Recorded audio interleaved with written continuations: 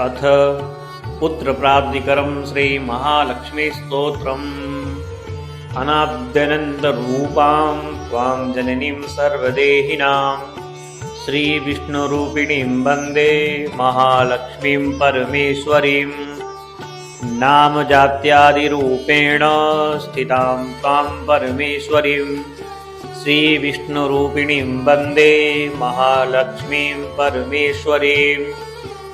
व्यक्ताव्यक्तस्वरूपेण कृष्णं व्याप्य हृदयस्थितां श्रीविष्णुरूपिणीं वन्दे महालक्ष्मीं परमेश्वरीं। भक्तानन्दाप्रदां पूर्णां पूर्णकामकरीं स्परां श्रीविष्णुरूपिणीं वन्दे महालक्ष्मीं परमेश्वरीं। अन्तर्याम्यात्मना विश्वमापूर्य हृदि संस्थितां श्रीविष्णुरूपिणीं वन्दे महालक्ष्मीं परमेश्वरीं। सर्वदैत्यविनाशार्थं लक्ष्मीरूपां व्यवस्थितां श्रीविष्णुरूपिणीं वन्दे महालक्ष्मीं परमेश्वरीं। भुक्तिं मुक्तिं च या दातुं संस्थितां करवीरगे श्रीविष्णुरूपिणीं वन्दे महालक्ष्मीं परमेश्वरीं।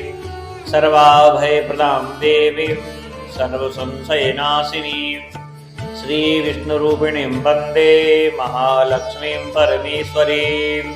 इति श्रीकरवीरमाहात्म्ये पराशरकृतं पुत्रप्राप्तिकरं श्रीमहालक्ष्मीस्तोत्रम्। लक्ष्मीमाता की जय।